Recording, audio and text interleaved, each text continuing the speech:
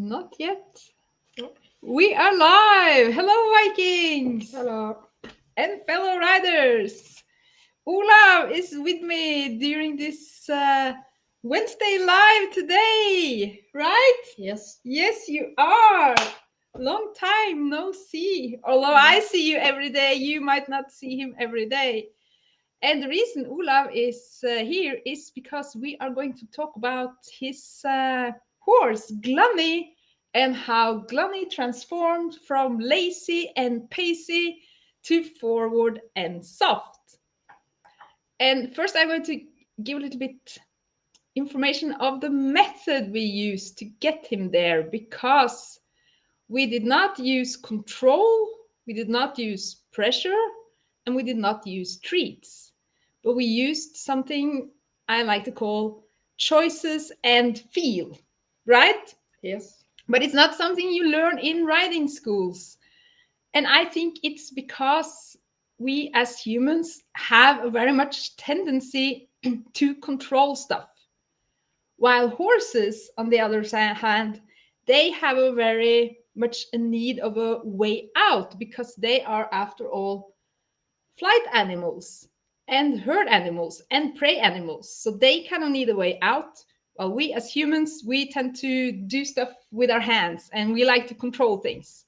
And horses don't control each other. So it makes very much sense to us to train horses in a more of a control based way. I think we as humans we do it without even knowing. Like we mount and we immediately tell the horse where to go and what to do. It's not so common to mount and drop the reins and just see where we end up, right? Yes. Yes. But that's what we did to fix Glummy because he was yeah, you can maybe tell how he was like when we started training him. Yeah, he was super stubborn and that he wouldn't leave the stable and that stuff. He was just super stubborn on everything. Super stubborn on everything, and he was kind of ignoring your signals, Yes. and he was stuck in piggy pace. So he did not trot, he did not canter, and he was kind of stuck in this pacey, stiff, short strided gait, which started to, wear on his back muscle. And he wasn't very motivated and very much alive. And what we then did was, of course, first we fixed the forward, right? But after we fixed the forward, we gave him choices so that we could make our idea of leaving the stable his idea. Because although we could kind of force him to go away from the stable, right? That's not very much fun to, keep on, pressuring a horse to go somewhere the horse doesn't really want to go. But once we made our idea of leaving the stable and go on trails his idea, he went, straight as an arrow and he wanted to go on the trail, which changed the way he felt and which changed the way he moved. So he started trotting, he started cantering, and he also started building back muscle. Mm-hmm. Yeah. Yes, and how, after we had done this with him, Yeah. do you remember when you rode him once and you wanted to, go forward? Yeah. And you just wiggled your feet Yeah. and off he went. But earlier you were kind of kicking him forwards all the time and he wouldn't listen to anything. Mm-hmm. Yes. So it was quite was it more fun to ride him? Yeah, it was. Yeah, and he was softer too. Yeah. Yes, Super soft. super soft. And I think, he's an Icelandic horse. And I think many Icelandic trainers would probably go to like, we need to fix the piggy pace. We need to, show him who's boss and whatever. But I think that can sometimes be, you know, although it's a big problem if we start with, training the gaits and making them, told and making them do stuff, these horses who are a bit shut down, they tend to, shut down even more. Or if you get results, then you need to do all the work and keep the horse tilting because the horse isn't moving functionally from self, but it's moving functionally because there's a clever rider making the horse move better, right? Yes. Yes, so you were just riding off with loose reins, and he was trotting and cantering and even showing some tote from self. But we did not try to train him to tote. Although maybe like earlier in my days as a horse trainer on Iceland, I would probably like, oh my God, we need to fix this piggy pace, and we need to get the tote and the trot and all the gaits. But we started with the horse's motivation.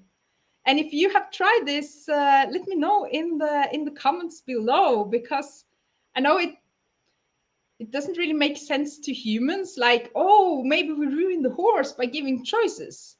But I think if we don't give a choice, we can't really know if the horse is truly with us or not.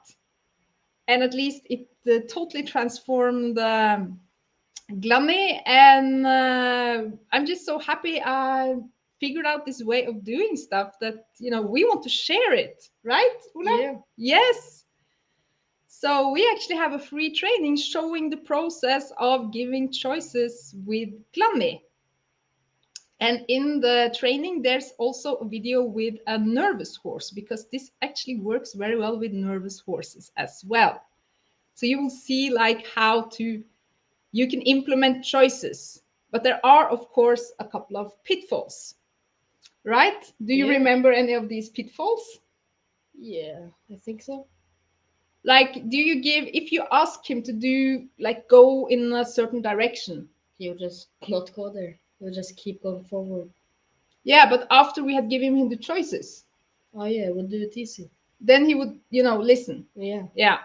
But the pitfall I'm thinking a little bit of is that if we first ask the horse, if we pick up the rein and ask the horse to go to the left, and the horse says like, no, I don't want to go to the left, I want to go to the right, and we then release the rein when the horse is going to the right, that's not what I mean with choices, because that's going to ruin your rein signals.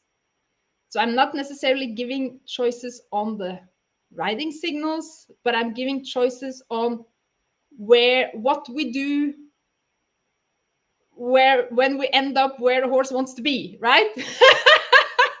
Does that make sense, Ula? Yeah, kind of. Yes, because I'm constantly kind of, especially with kids learning to ride and such, like telling the kids to not switch the reins, because when the child is riding, they might want to go to the left, and if the horse says no, they might then try to pick up the right rein to just turn around and go to the left. But the horse is much more concerned about the signal we give than actually what direction we are headed. Yeah, so my point here is, don't, a video will show how to do this, but don't give choices on your rein aid, because then you're going to ruin your rein aid. And there's also a second thing that we're not showing in the video series, but is very important, and that before we started with the choices, we had actually some forward. Because if we had started with the choices when he was at his worst, like refusing to leave the stable, he didn't have any forward, he didn't really respond to the riding signals, that would not have been a good idea. So we did the groundwork so that he had forward and he knew the riding signals before we started with the choice process. Yeah, so a little bit depending on where you are with your horse, this is definitely going to fix things, and you will also see some groundwork with this anxious horse who then calms down. Not by making her calm down or telling her what to do, but by her figuring out how to relax from self without being told what to do. Yes, because I think horses, they can react to our need of control in different ways. Like Glummy, he was stubborn. Yeah. And shutting down. Yes. So like he didn't respond to your signals, which means that he is ignoring them. But it doesn't mean that he's relaxed and confident. A horse like that who is shutting down can still be anxious, but he's just showing it in another way than an forward and outwards kind of horse, right? Does that make sense? Yeah. So Glummy was actually holding tension, but all the reaction went a little bit inwards, and he was kind of shutting his ears to the riding signals and didn't really want to do anything. But he was probably just as anxious and unmotivated as the other horse shown in the video, who only wants to run forward, forward, forward, and maybe throws in some bucks. But they are just showing it in different ways. Yes. So I hope this training helps. And yeah, you can find it on ridelikeaviking.no/motivate. And I will also drop the link down below so that you can find it easily. It's a free training. But we also have some more stuff for you this evening, right? Yes, we have one prize. We have a prize, and it doesn't look like much. The grand prize. My rusty old horse brush. But this is an Icelandic Kloru with Glummy handfangi from Iceland. And this is my favorite brush in the spring. So I can basically just brush the horse and all the hairs just fall off and doesn't get tangled in the brush. But I'm not going to give you this one. I've had it for 18 years because I bought it in Iceland. We used to live there earlier. I had this one for 18 years, but I know where to buy them. So the winner will get a brush exactly like this, straight from the shop in Iceland, sent home to them. Woo! Woo. And to win, it's actually quite easy. You just join us live next Wednesday and you comment when we are live, because next Wednesday we're going to talk even more about pitfalls when giving choices. And if you comment, you can become the lucky winner of the Icelandic brush with Glummy handfangi. Yes. Do you use this one when you're brushing horses, Olav? Yes, a lot. Especially in the spring. It's a lifesaver in spring. Yeah, we even have some horse hair here to prove it. So maybe spring is coming your way too, right? And that your horses are shedding, and then you definitely need this brush. And if you want to join the free training, you can, of course, join on ridelikeaviking.no/motivate and see how we transform Glummy from lazy and pacey to forward and soft, right? Yes. Yes. Thank you so much for joining, Olav, and thank you so much for joining this evening who are listening in. And I hope to see you on the free training and also next time we are live. So maybe you become the lucky winner of the Icelandic brush. And if you already have a brush like this or a similar one, let me know in the comments what you do in the springtime when the horses are shedding, right? Yeah. Because it can be a mess. Okay. See you next time. Thank you so much for joining. Bye-bye. Bye for now. See you later.